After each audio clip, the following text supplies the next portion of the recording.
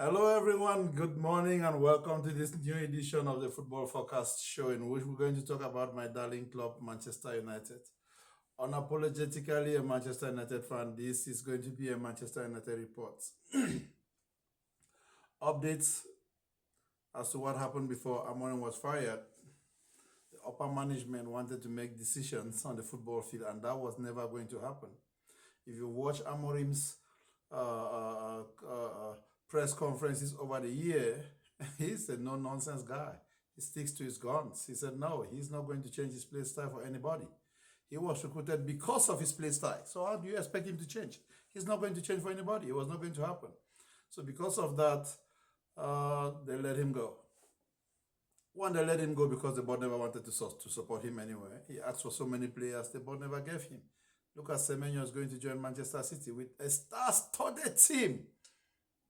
They still went out there, coughed out 64 million to get Semenyo, and United could not afford it. We have a midfield that is bleeding goals at every turn of the way. Manchester United midfield, they're looking for every opportunity to bleed a goal. And you tell the trainer you're not going to support him with any signing. Who does that? Who really does that? That's not running football. That's running a business enterprise. United lost its way the day they sold that team to the Glazers family.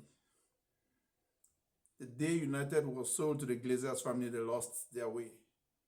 The second losing was when Sir Jim decided to take 30% of that team. That team was supposed to go to the Saudis, who would run football the way it's supposed to be run. The coach will do his work, the upper board will do their work, which is to give them money so they can bring in new players. And guess what? Now they've interviewed Ole. I said it, remember? The very first day I said they were going to go after 4 coaches, right? Ruud van Nistelrooy, they had a meeting with him last week.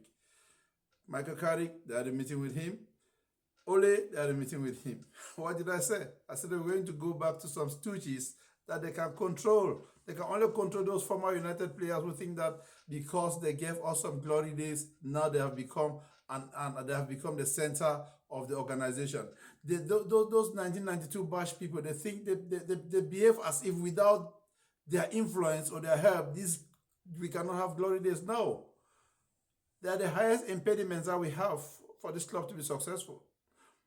Because they are loyal, their loyalty to the Glazers family or the owners is why we are going behind. We fired Ole 4 years ago, gave him 10 million to go sit at home. Now we're going to bring Ole again to come and be our savior. Is that not stupidity at its best? Michael Carrick, yeah, a very nice, good gentleman. You think he can shoulder the responsibility? No, he can't. Do you think this coach, this team, these owners can go out there and look for someone like Tuchel to come and manage this team? No. Zinedine Zidane, no. Why? They will need someone that can control, someone that is business-oriented, someone that will come and be there to listen to these guys to build a team that will never be successful. Darren Fletcher could not win against Burnley. And guess what? If we had better players, Darren Fletcher could have played a different 11, right? Why did he play the same 11 that Amorim would have played? Did we see any change? No. Same 11 players. We're playing against Brighton tomorrow. Manchester is still going to field in the same 11 players that started the previous game for the game tomorrow against Brighton. Thank God Mbeumo is back. Ahmad, they are back. If these two guys are not back, before we blink, we'll be out of the FA Cup. It's a sad situation. Manchester United is going through a free fall because of stupid and useless owners who do not understand or who do not have a clue as to what football is all about. All what they care about is how much money they make. You're telling me that Sir Jim, less than 2 months ago, sat and told all of us that, hey, Amorim is going to be here for 3 years. 1 month down the road, Amorim is gone because this guy wants to play his philosophy. That's not the way football should be run. No. If Ole comes back, what will happen? You begin to hear By next week, we'll hear that they're going to bring Rashford back. They're going to bring back Rashford on loan. We go back to the old system. Player FC, as one of my counterparts call it. Player FC, Player FC, Player FC. You bring Rashford back, that's Player FC. If you bring Rashford back, you can as well go bring Pogba back. 12 coaches in 10 years. That's mismanagement at its best. Mismanagement at its best. Why will we do that? Why? Why change a winning coach? This coach took this team when we were going through a free fall. He managed to get the team to be number 17 last year, took us to the to the Europa League finals, and this year they only gave him money to get 3 players, which he did. He wanted Watkins, they gave him Sesko, a replica of Watkins. Look at what Watkins is doing for Aston Villa. He wanted Premier League tested and proven players.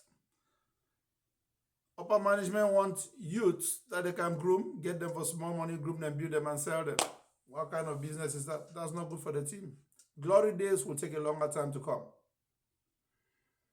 If we do not change the owners. The owners have to go. Gill have to go. Wilcox have to go. Wilcox have to go. Barada have to go. Those are the people that have to leave that club before we have a new mindset and have those that can come in with a winning mentality, or those who have an idea as to what winning is all about.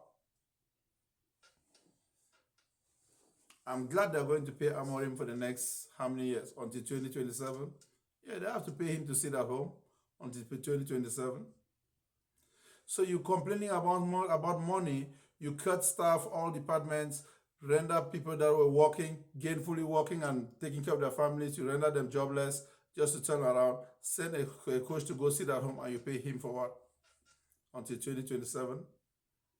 That doesn't make any business or football sense. The good thing is Amorim did not leave because of football. He left because of the upper management. Now they're going to bring Ole. I'm sure they're going to announce Ole next week. Ole and Michael Carrick will come back. Ole, Michael Carrick, and Van Nistelrooy and Darren Fletcher, maybe 4 of them, maybe they'll bring 4 of them, so you have a charade of the 1992 batch or the players that played under Sir Alex Ferguson. It seems like someone thinks that until you have something to do with the 92 batch, or you have something or some affiliation to Ferguson, you cannot be successful at Manchester United. Mourinho won all several years ago. The moment he had issues with Pogba, and the upper management took side with Pogba, he said that team was gone, and that was the beginning of it. Player FC started until today. There's no change. I hope Manchester United wins the game tomorrow. I'm always rooting for Manchester United. Manchester United will going to win. It will be a difficult game against Brighton. But maybe the likes of Mbeumo and Ahmad, they can maybe give them 15 or 30 minutes at the end of the game if we're having difficulties. If we're not having difficulties, then they just let them sit and rest. They're coming out of a big tournament and they're emotionally stressed up. But Manchester United to win tomorrow against Brighton. Thanks for watching. Do not forget to subscribe to the Football Forecast Show. Have a blessed day. Talk to you later. Bye.